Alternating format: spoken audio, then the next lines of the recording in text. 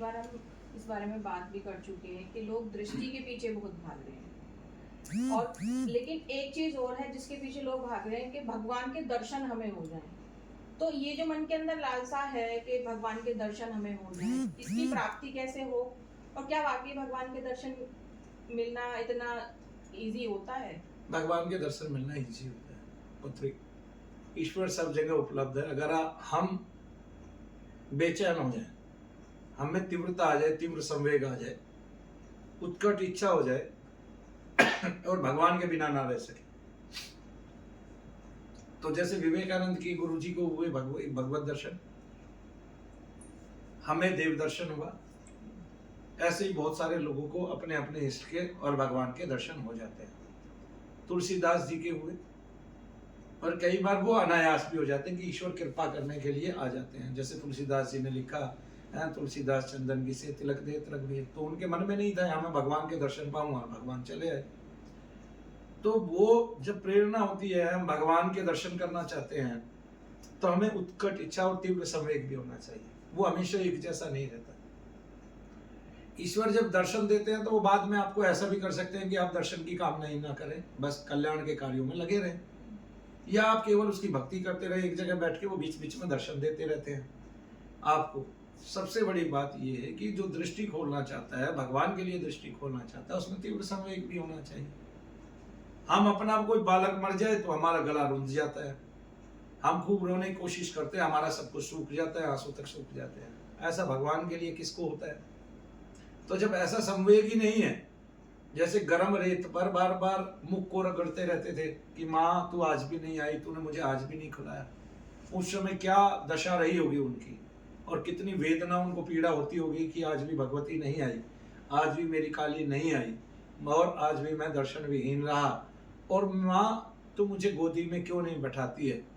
इस तरह से बात करते करते, माँ की लालसा ही केवल एक करते करते और एक उत्कट इच्छा करते करते माता आ गई, और यहाँ तक कि व्यवहारिक हो गई, बातें करने लगी, और उनकी मूर्ति भी साथ साथ चलने लगी। तो ऐसी परिणति हो जाती है। लेकिन ये सब जो है कई बार हमारे मन के पूर्व जन्मार्जित संस्कारों से भी होता है कि हमने किसी न किसी जन्म में बहुत अच्छी साधना की, हमें ईश्वर ने वहां आशीर्वाद दिया, और वो यहाँ भी देगा ही देगा, क्योंकि वो हमारे साथ है। ग्रह दशा इसलिए आती है कि जब ऐसा अनुकूल समय आ जाता है, तब हमारा ईश्वर हमें मिल जाता है, तब हम आध्यात्मिक हो जाते हैं अपने आप। तो जो लोग आध्यात्मिक नहीं भी है, उनको कोई ऐसी ठोकर लगती है उस समय कि वो अपने आप आध्यात्मिक हो जाते हैं, और उसका वो समय आ जाता है जब उसने ईश्वर के दर्शन करने हैं, तब ईश्वर उसके समीप आ जाते हैं, और ईश्वर का दर्शन करते हैं वो लोग सब, और ईश्वर की प्राप्ति करते हैं। तो इसलिए दृष्टियां बहुत प्रकार की हैं। इसको भी दृष्टि कहते हैं लोग, कि कोई आपको बता रहा है, आप उसको आगे एक्सप्रेस कर रहे हैं, और इसको ऋषि उन्माद बोलते हैं, इसको देव उन्माद बोलते हैं पृथ्वी। तो जब ऐसा उन्माद हमें मिल जाता है और हम किसी देवता के द्वारा बताए गए शब्दों को आगे एक्सप्रेस करते हैं, तो उनको लगता है कि आपको ये सब दिख रहा है, लेकिन ये दिखता नहीं है। एक ऐसे ही राक्षसों से भी आप देख सकते हैं, राक्षसोन्माद हो जाए आपको, ब्रह्म पिशाचोन्माद हो जाए, पित्रोन्माद हो जाए, कोई पित्र आपका बता देता है। पहले पुरातन समय में बहुत सारे लोगों के शरीर में पित्र आ जाते थे, उनका उन्माद होता था। लेकिन देव उन्माद में और ऋषि उन्माद में एक अंतर रहता है, उसमें आपको ना तो भार होता है, ना दर्द होता है, ना कष्ट होता है, और आप केवल लोक कल्याण करते हैं उसकी प्रेरणा से। लेकिन प्रेतोन्माद में, पिशाचोन्माद में आपको कष्ट होता है, भार होता है, आप पे दबाव पड़ता है, और पित्रोन्माद में भी ऐसा ही होता है सेम। बाद में लोगों का शरीर फूटता है, वो कमजोर होते जाते हैं, और जब वो पितृ उसका साथ छोड़ जाता है, तब वो शीघ्रता से मृत्यु का ग्रास बन जाते हैं, और उनके घर में फिर कष्ट बढ़ते जाते हैं। क्यों? क्योंकि जो बता रहा था, जिसकी दृष्टि हम उपयोग में ला रहे थे, और जो देख रहा था, वो सूक्ष्म है, और वो आपकी उसकी सूक्ष्म गति है, वो सूक्ष्मता से सारी चीजें देख के आपको बता रहा था। इस तरह से हम एक इसको भी दृष्टि मानते हैं। लेकिन इसमें ऋषि दृष्टि हो या देव दृष्टि हो, जैसे अभी हाल फिलहाल आप देखते हो अंडोकर सरकार है, बागेश्वर धाम वाले हैं, और ऐसे बहुत सारी सरकारें हैं, बहुत सारे पीठाधीश्वर हैं जिनको कोई ना कोई महात्मा मिल गया। बहुतों को तो शैतान ही मिल गए हैं, वे शैतान भी बताते हैं। उनका उन्माद होता है, ठीक है। कोई लड़का होके मूंछ रख के काली बनता है, ठीक है। कोई भद्रकाली बन जाती है महिला, और वो उनको उन्माद होता है, उनके शरीरों में कष्ट होता है। यहाँ तक कि मेरे समीप में ही बहादुरगढ़ है, वहाँ पे किसी में माता आती है, वो तो कहती ही है कि जब आपका सर घूमने लग जाए, आपके कंधों पे वजन हो जाए, भार हो, आपको जन बाह्य आए, तो समझ लो माता आ गई। जबकि ये प्रेत के उन्माद है, उनको पता ही नहीं है बेचारों को कि माता क्या होती है, ठीक है। वे खुद कम पढ़े लिखे हैं, और उनको मैं तो ये कहता हूँ तहजीब भी कम है। अपना घर चलाने की बजाय जो महिलाएं इस तरह उन्माद में उछलती कूदती फिरती है फुटबॉल की तरह, और कभी तीर उठाती है, कभी तलवार उठाती हैं, कभी त्रिशूल उठाती हैं, उन्होंने ही इस सनातन पत्ती का बेड़ा गर्क किया है। कभी कोई मंत्र नहीं जपा, जैसे करौली वाले, कानपुर वाले, उनके गुरु जो थे तांत्रिक थे। लेकिन जहां तक इनकी बात है, जो अभी वहां के पीठाधीश्वर हैं संतोष सिंह भदौरिया, उसने अपने जीवन में कभी 10 दिन भी लगातार मंत्र नहीं जपा, और वो आज दुनिया को तंत्र की साधना करा रहे हैं। हमारे यहाँ 2 बच्चियां दुनिया को ठीक कर रही हैं, और उनके यहाँ आज तक एक भी साधक ऐसा नहीं हुआ जिसने दुनिया में कहीं भी किसी को ठीक नहीं किया हो, ठीक किया हो। ऐसा एक भी साधक नहीं हुआ। और पाने को उनके पास इतनी शक्ति है कि वो ब्रह्मांड को उलट दे, सारे के सारे मिलके, ठीक है। और कई शिष्य तो उनके ऐसे हैं जो रात में तारे तोड़ के लेके आते हैं, सवेरे जमीन से तारे ऊपर उठाने पड़ते हैं उनके गुरु जी को, इस तरह से। तो पुत्री, ऐसे भी बहुत सारे लोग हैं जिन्होंने कोई साधना ही नहीं की है, और जो लोगों को निरा ठग रहे हैं, उनकी भावनाओं के साथ खिलवाड़ कर रहे हैं। उनको आता जाता कुछ नहीं है, उनको पता कुछ नहीं है, और जितनी बातें मैंने बताई हैं इतनी भी वो सीख लेंगे तो उनका भविष्य सुधर जाएगा। और वो लोग जिनके घरों में ऐसे लोग हैं जिनमें देवता आते हैं, अगर वो चाहते हैं कि उनका पीछा छूट जाए उन देवताओं से, और जो शराब मांगते हैं, बकरा मांगते हैं, दारू चढ़वाते हैं, सिगरेट पीते हैं, हुक्का पीते हैं, तो फौरन शनि धाम में आ जाएं, अपना जीवन बर्बाद ना करें, और इस उन्माद को सदा के लिए खत्म करें। जगत में रहकर कोई अच्छा काम करें, अपना कल्याण कराएं। वे सभी व्यक्ति जो अपनी पत्नियों के ऐसे व्यवहार से जो भद्र नहीं है, कभी वे काली बनती है, कभी कराली बनती है, ठीक है, कभी चंडा बनती हैं, कभी चंडिका बनती हैं, प्रसन्न नहीं है। और कुछ ऐसी जो मूंछ वाली माताएं हैं, ठीक है। तो ऐसे लोग सभी आ जाएं, अपना शनि धाम में उद्धार कराएं, ऐसे खेलने कूदने से बचे। और जो सनातन पत्तियां हैं, जो सनातन रीतियां हैं, यज्ञ की रीति है, मंत्र चिकित्सा की रीति है, उसको अपनाएं। और अगर आपको ये काम करना ही है, लोगों को ठगना है, तो कम से कम ठीक करके ठगना सीखे। ठीक कर लो भाई फिर तुम लोगों को। अगर तुम्हें कुछ लेना ही है तब ले लेना, कम से कम 2 आदमी ठीक तो होंगे। अभी ठीक कोई नहीं होता है पुत्री, ये भीड़ है। जैसे आपके पास 100 युवा बच्चे आ गए, 100 व्यक्ति आ गए आपके पास, और वो जो 100 व्यक्ति आए हैं, उन 100 युवाओं में किसी एक की तो गवर्नमेंट जॉब लगेगी। आपने 100 के 100 को ये कह दिया आपकी गवर्नमेंट जॉब लगेगी, तो जिसकी एक की लगी है वो तो मानेगा ही मानेगा ना उसको। क्यों हो? तो ये सोचेगा कि मेरी तो यहाँ दरबार में आने से लगी है। पुत्री, इस समय क्या है, नेगेटिविटी से बहुत सारी माताओं बहनों को नाभि के नीचे दर्द होता है। वो जो दर्द होता है, जब वो मिट जाता है तो बहुतों को उससे क्या कहते हैं, लाभ होता है।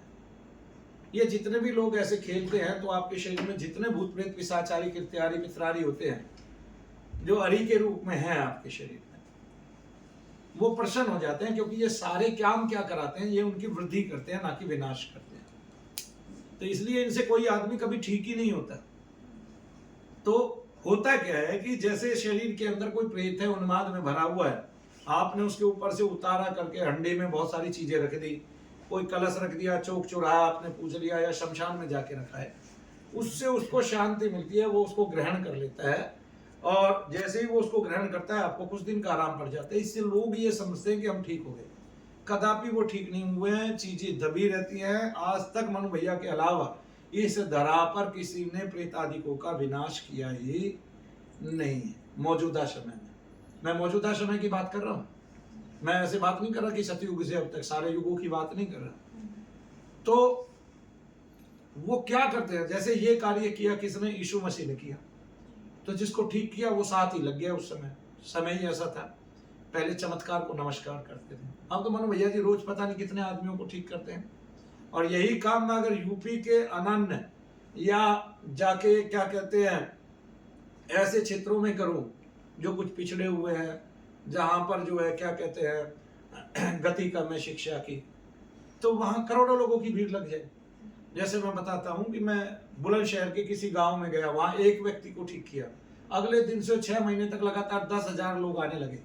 और वो तो मुझे बुखार चढ़ गया। वो एक स्कैबीज नामक रोग होता है जो खुजली वाला होता है, जिसमें रात के समय में ये तो सभी के हाथ लगते थे, सभी को हाथ लगाना पड़ता था, तो वो रोग हो गया मुझे। तब वहां से वापसी हुई, वरना तो हर रोज ही 10,000 लोग आ रहे हैं। तो वो क्या है कि ये ऐसा एक चलन है कि लोगों को ये पता चल जाए वहां एक आदमी ठीक हुआ है, तो वहां भीड़ का भीड़ चला जाता है और कुछ आकर्षण भी होता है। ठीक है, जब एक युवा स्त्री या शादीशुदा स्त्री शरीर पर जो है अनेक प्रकार के क्या कहते हैं शरीर से आचरण करती है, हाथ में तीर तलवार रखती है, कमल का फूल रखती है, जैसे आपने देखा वो मुंबई वाली क्या नाम है उसका, एक माता बनती है वो क्या, राधे माँ। हाँ, तो उनका आचरण देवियों जैसा हो जाता है, जिससे लोगों पे क्या होता है कि लोगों पे उसके आकर्षण का प्रभाव होता है। ठीक है, अब अंतर क्या है ये कैसे पता चले, ये तो किसी को पता नहीं चलेगा। और जाने वालों के 10 के काम वैसे ही बनने होते हैं। तो इससे क्या होता है कि भीड़ का एक समुदाय हमेशा उन 10 के कारण टिका रहता है। तो वे 10 हुए, उन 10 ने और भेजे, तो जो पहले साथ में आए थे उन 10 के उन्होंने आना बंद कर दिया। जो अगले 10 आए, अब हमारे पास लोग आते हैं कि वो ठीक हो गए हैं, 4 साल बाद आ रहे हैं, लोग आते हैं 5 साल बाद आ रहे हैं, ठीक होके गए थे हमसे। ठीक है, इस तरह से कई बार लोग आते हैं कि हम पहले आते थे जी, अब आए हैं आज। तो अब उन्होंने ये देख लिया कि यहाँ पर तो सभी ठीक हो रहे हैं, हम भी तो ठीक हुए, तो वो बताते हैं हम लोगों को। तो हमेशा भीड़ लगी रहती है। और हमारा धाम ऐसा है कि अगर आप यहाँ से ठीक हुए, हमने आपसे कोई संबंध नहीं रखना। क्यों? क्योंकि हमें आपसे लोभ नहीं है कि आप हर बार आओ 100, 200, 500 रुपए चढ़ाओ और हमें कुछ इकट्ठा करना है। किस लिए इकट्ठा करना है? हमें अपनी खोज करनी है, अपनी खोज को बल देना है, हमें शांति से जीना है। ठीक है, हमें पुरातन पत्तियों को वापस लेके आना है। अभी आपने देखा होगा 2 बच्चियां हमारे यहाँ, 2 कन्याएं काम कर रही हैं। 2 कन्याएं उनके माँ बाप के साथ, अभी उनके माँ बाप के आशीर्वाद से, और उन्होंने अगली 2 कन्याएं तैयार हो रही कि वो ठीक होंगी। पहले उनको हाजिरी आती है, इतनी सी बच्ची को उन्माद होता है, वो 2-2 आदमियों के काबू में नहीं आती, इतना जोर लगाती है। तो जैसे ही उसका उन्माद शांत होगा 1-2 दिन में, वो भी काम करने लग जाएगी, आप देखेंगे यहाँ। तो यहाँ क्या है कि यहाँ लोगों को ठीक किया जाता है और तबीयत से ठीक किया जाता है। उन्माद के तो सभी प्रकार के रोगी यहाँ बहुत जल्दी ठीक होते हैं। और अब तो वो तेजी ऐसे आ गई है जैसे भगवान कृपाभूत होकर सीधा समक्ष आ गए हैं, खड़े हो गए हैं।